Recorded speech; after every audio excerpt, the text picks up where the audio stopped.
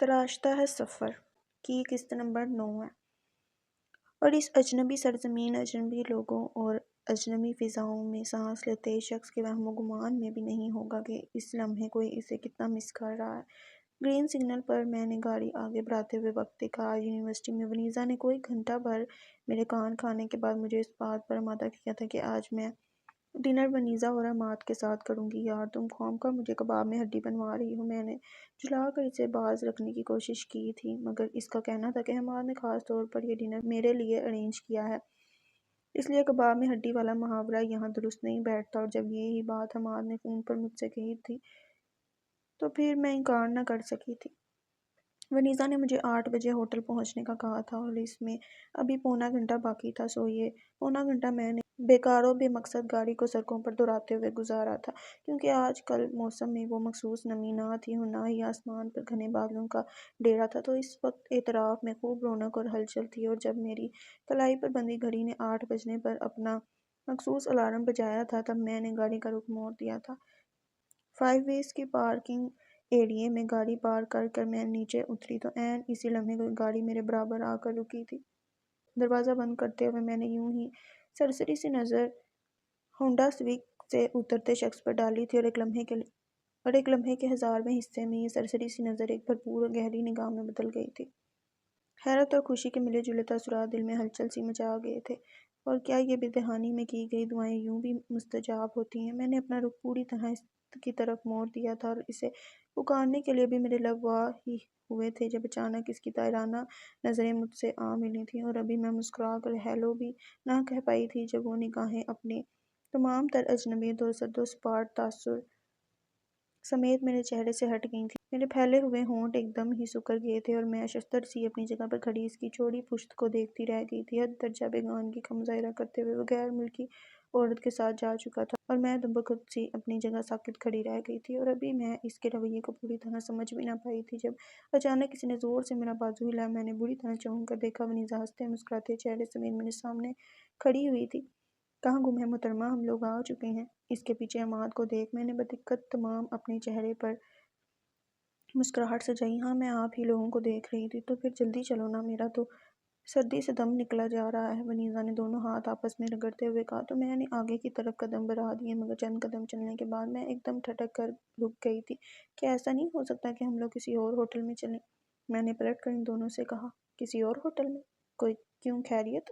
حماد نے حیران سے لہجے میں پوچھا۔ ہاں خیریت ہی ہے، مگر میں الجھ سی گئی تھی۔ میرا مطلب ہے ڈنر ہی کرنا ہے تو کسی اور جگہ سے۔ میری اس بے تکی بات پر حماد نے حیرت سے ونیزا کو دیکھا تھا، اور معلوم نہیں ونیزا نے اسے اشارہ کیا تھا یا حماد نے خود ہی اپنی حیرت پر قابو پا لیا تھا، اس لیے فوراً ہی خوش دلی سے اس سے کہا، اوکے بھائی، ایز یو وش۔ بتاؤ کہاں جانا چاہو گی؟ میرا خیال ہے شیان میں چلتے ہیں، وہ یہاں سے کافی نزدیک ہے، میں نے لمحے بھر سوچنے کے بعد کہا تھا، اور وہ دونوں راضی برضا ایک مرتبہ پھر گاڑی کی طرف بڑھ گئے تھے۔ اور حقیقت تو یہ تھی کہ میں اس وقت بری طرح ڈسٹرب ہو چکی تھی، اور اگر ان دونوں کا خیال نہ ہوتا تو فوراً یہاں سے بھاگ نکلتی، مگر اب صرف ان کی خاطر میں ذہن سے ہر خیال کو جھٹک کر خود کو نارمل کرنے لگی تھی۔ اور شیان ریسٹورنٹ تک پہنچتے پہنچتے میں خود پر اس حد تک قابو پا چکی تھی کہ سردی سے بچنے کے لیے حماد کے کوٹ کی جیبوں میں ہاتھ ڈالتی ونیزا میرے جملے پر بری طرح بلش ہوئی جا رہی تھی۔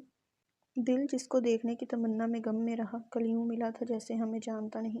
کتنا مؤثر تھا وہ لمحہ جو ہم دونوں کے بیچ آیا تھا، وہ اور چپ چاپ سی رک گیا تھا، مگر اس کے باوجود دل کی بے کلی اس طرح سے بڑھی تھی کہ رات کے اس پہر بھی نیند میری آنکھوں سے کوساں دور تھی۔ ان سبز آنکھوں کو اپنے چہرے کو چھوتے اور پھر بے انتہا اجنبیت سمیت پلٹتے میں اس لمحے بھی محسوس کر رہی تھی کہ جوں جوں ان سبز آنکھوں کا اجنبی تاثر میرے دل میں واضح ہو رہا تھا، تو بے عزتی کا احساس دل میں بڑھتا جا رہا تھا۔ نہ دیکھنا اور بات تھی، اور دیکھ کر اس طرح نظر انداز کر دینا مجھے کسی طرح ہضم نہیں ہو رہا تھا۔ آخر کیوں کیا اس نے ایسا؟ کیا میں اتنی ہی گئی گزری تھی کہ وہ مجھے ہیلو تک نہ کہہ سکتا تھا اور اس غیر ملکی عورت کے ساتھ چلتا بنا؟ میں نے بے چینی سے کمبل دور پھینک کر اٹھ بیٹھی تھی۔ کتنا سوچا تھا میں نے اس شخص کے بارے میں پچھلے 7 دنوں میں، بے وجہ ہی ڈرائیونگ کرتے ہوئے، کاپی پر آڑی ترچھی لکیریں کھینچتے ہوئے، دارالطاف کے کوریڈور میں سے گزرتے ہوئے، کسی مستحق فرد کو 100 کی کئی نوٹ تھماتے ہوئے، کسی بچے کے آنسو صاف کرتے ہوئے۔ اس کا سحر انگیز سراپا جیسے زبردستی آنکھوں میں گھسا چلا آیا تھا، اور آج جب مجسم میرے سامنے آیا تو اس کا گریز مجھے خود سے بھی شرمندہ کر گیا تھا۔ ایسا بھی تو ہو سکتا ہے کہ وہ اس عورت کے سامنے مجھ سے مخاطب نہ ہونا چاہتا ہو۔ دل نے توجہ پیش کی تھی اور مجھے وہ عورت یاد آ گئی تھی جس کی چال میں بہت تیزی اور بے باک سا اعتماد تھا، مگر میرے اور اس کے درمیان ایسا کوئی تعلق نہیں جس کی دوسروں کے سامنے تشہیر کرنا ممکن نہ ہو۔ کون نہیں جانتا کہ وہ دارالطاف جیسے ادارے کا مالک جمشید افندی ہے، اور جس ادارے میں 20 ورکرز اس کے تحت کام کرتے ہیں، وہاں کسی بھی وقت کسی بھی جگہ کوئی ورکر اس سے ٹکرا سکتا ہے۔ پھر مسکرا کر وش کرنے میں آخر حرج ہی کیا تھا؟ سیاہ آسمان پر نظریں دوڑاتے ہوئے میں نے الجھ کر سوچا تھا، مگر پھر کوشش کے بعد بھی کوئی سرا میرے ہاتھ میں نہیں آیا تھا، حتیٰ کہ کھڑکی سے آتی سرد سرسراتی ہوا سے میرے رونگٹے کھڑے ہونے لگے تھے۔ تب میں کھڑکی بند کر کے دوبارہ بستر پر آ گئی تھی اور سونے سے ایک لمحہ قبل تک وہ سبز اجنبی آنکھیں میرے دماغ میں گھومتی رہی تھیں۔ رات دیر سے سونے کے باوجود صبح میری آنکھ جلدی کھل گئی تھی۔ یونیورسٹی بند تھی اور میں کوشش کے باوجود خود کو دارالطاف جانے پر آمادہ نہیں کر سکی تھی، اور اس وقت میں تنہا بیٹھی ناشتہ کر رہی تھی جب احتشام احمد جوگنگ سے واپس آئے تھے۔ میری یہاں موجودگی پر وہ ٹھٹکے تو ضرور ہوں گے، کیونکہ اس وقت تک میں اپنی گاڑی سمیت گھر سے نکل گئی ہوتی تھی یا پھر اپنے بیڈ روم میں ابھی تک بستر پر پڑی ہوتی تھی۔ بہرحال وہ مجھ سے مخاطب ہوئے بغیر اپنے کمرے میں چلے گئے تھے، اور جب وہ سوٹڈ بوٹڈ آفس جانے کے لیے کمرے سے باہر آئے تو ٹی وی لاؤنج میں میرے پاس آ کر قدرے رک سے گئے تھے۔ شانزے بیٹا، بہت دنوں بعد گھر میں دیکھا ہے تمہیں اور بہت اچھا لگ رہا ہے مجھے۔ اگر فارغ ہو تو چلو آج اپنے آفس کا چکر لگا لو۔ نو تھینکس، ان کے نرم لہجے کے جواب میں نے قدرے رکھائی سے کہہ کر ٹی وی پر نظریں جما رہی تھی۔ Okay, enjoy your self. انہوں نے ہولے سے میرا سر تھپتھپایا تھا اور پلٹ گئے تھے، جبکہ میں دل ہی دل میں تاؤ کھا کر رہ گئی تھی۔ ٹی وی پر متحرک تصویریں بور کرنے لگیں تو میں اٹھ کر باہر لان میں آ گئی۔ موسم سرما کی نرم گرم معصوم اور الہڑ سی دھوپ لان کی دیواروں سے اتر کر گھاس میں آ ٹھہری تھی۔ میں دھیرے دھیرے چلتی ہوئی پرندوں کے پنجرے کے پاس آ گئی۔ موسم کی شدت سے بیزار آسٹریلین پیرٹ دھوپ میں پر پھیلائے جیسے اپنے وجود میں جمی برفاب ٹھنڈک کو پگھلا رہے تھے اور خاصے پرجوش نظر آ رہے تھے۔ چائنیز ڈو پروں کو مخصوص انداز میں حرکت دیتے ہوئے رقص میں مصروف تھے، اور ابھی میں نہ جانے کتنی دیر تک ان کی حرکتوں سے محظوظ ہوتی کہ ملازم نے کارڈ کیس میرے ہاتھوں میں تھما دیا۔ دوسری طرف عاصم تھا، جو اپنے مخصوص پرتکلف مگر اپنائیت بڑے انداز میں مجھے آج شام میں ہونے والی میٹنگ کی اطلاع دے رہا تھا۔ افندی صاحب آ چکے ہیں، انہوں نے ہی میٹنگ کال کی ہے، وہ بتا رہا تھا۔ پھر آپ پہنچ رہی ہیں شام کو؟ اس کے پوچھنے پر میں کسی خیال سے چونکی۔ ہاں آؤں گی، میں نے چند لمحے سوچ کر جواب دیا تھا، اور پھر چند رسمی جملوں کے تبادلے کے بعد اس نے فون بند کر دیا تھا۔ شام کو میں مقررہ وقت پر ہی دارالطاف پہنچی تھی، اور اس وقت میٹنگ روم میں رضا اپنے مخصوص لاابالی انداز میں چیٹنگ کے آزمودہ نسخے مجھے ازبر کروا رہا تھا۔ جب میٹنگ روم کا دروازہ کھلا تھا اور پہلے جمشید افندی اور اس کے بعد عاصم کا چہرہ نظر آیا تھا، اپنی نشست سنبھالتے ہوئے اس نے بڑے سادہ سے لہجے میں سب لوگوں کی آمد کا شکریہ ادا کیا تھا، اور اس کے بعد آئندہ چند دنوں میں ہونے والی تقریب کے متعلق بات شروع کی تھی۔ میں نے یوں ہی میز کی سطح سے نظریں اٹھا کر سب کے چہروں کو دیکھنا شروع کیا۔ ہر کوئی بے حد سنجیدگی سے اس کی طرف متوجہ تھا۔ میں نے بھی ان کی تقریر میں نظریں اس کے چہرے پر گاڑ دی تھیں اور دوسرے معنیوں میں اجنبیت و بیگانگی کے اس تاثر کو ڈھونڈنے کی کوشش کی تھی جس سے کل مجھے سابقہ پڑا تھا، مگر اس وقت ایسا کوئی تاثر مجھے دیکھنے کو نہیں ملا تھا۔ وہ اپنی بات میں بری طرح مہوم و گن تھا۔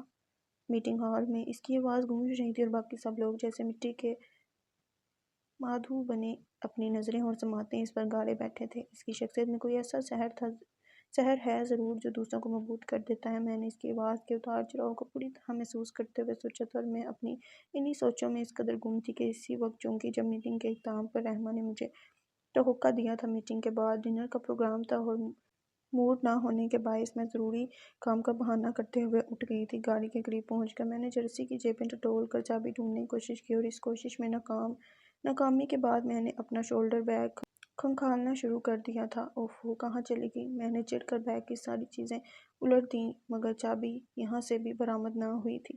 میں نے پلٹ کر ادھر دیکھا جہاں سے میں آئی تھی، اور اب وہاں اچھی خاصی محفل جم چکی تھی۔ دوبارہ جا کر چابی کی تلاش میں سب کو ڈسٹرب کرنا مجھے بہت آکورڈ لگا تھا۔ میں نے گھڑی میں وقت دیکھا، کچھ زیادہ وقت نہیں ہوا تھا۔ اس لمحے کوئی بھی سواری آسانی سے مل سکتی تھی، اس لیے میں یوں ہی گیٹ سے باہر آ گئی۔ اس روڈ پر کوئی خاص رش نہیں تھا، اکا دکا گاڑیاں چل رہی تھیں، کبھی کبھار کوئی موٹر سائیکل یا سائیکل سوار بھی پاس سے گزر جاتا تھا۔ آسمان پہ پورا چاند اس حد تک روشن اور قریب محسوس ہو رہا تھا کہ ہاتھ پر آ کر چھو لینے کو دل چاہ رہا تھا۔ بالوں سے اٹکلیاں کرتی سرد ہوا کپاہٹ کے باوجود بہت اچھی لگ رہی تھی۔ میں نے آنکھوں کے پپوٹے ایک لمحے کے لیے بند کر کے ان کی ساری ٹھنڈک کو اپنے اندر جذب کیا اور ہاتھوں کی سرد پوڑوں کو مٹھی میں بھینچ لیا۔ تبھی کوئی پتھر پاؤں کی ٹھوکر کی زرد میں آیا تو میرے سامنے دور تک لڑھکتا چلا گیا۔ میں بے ساختہ ہی ہنستی تھی اور پھر اس پتھر کو لگنے والی دوسری اور تیسری ٹھوکر شعوری تھی۔ میرا دل تو ہے مسافر، زندگی ایک سفر ہے۔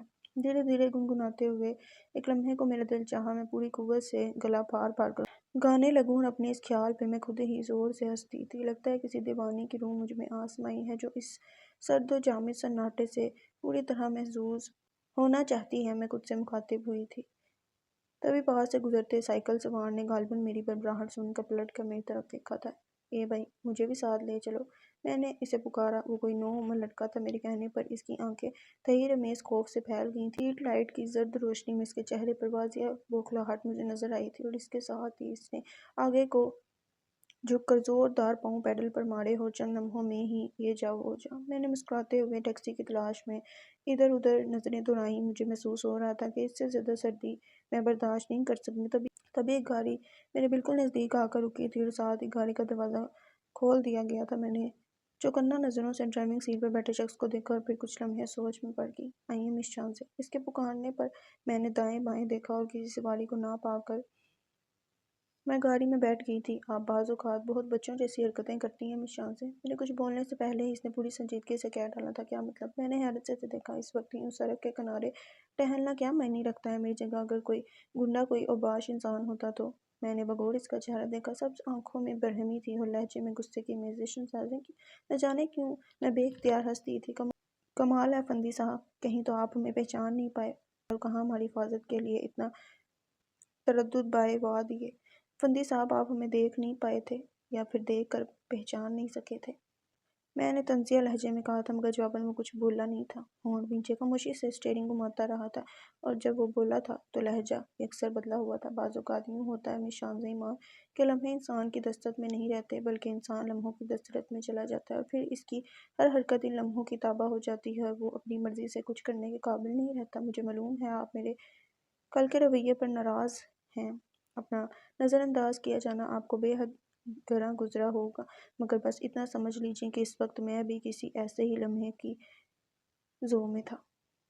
اس کا لہجہ بہت بکھرا ہوا تھا اور بے تحاشا جگمگاتی آنکھوں کی جوت مدھم پڑ گئی تھی۔ اس کے لفظوں پر غور کرنے کے باوجود بات میری سمجھ میں نہیں آئی تھی، مگر اسے مفصل سا دیکھ کر میں نے مزید کچھ کہنا مناسب نہ سمجھا۔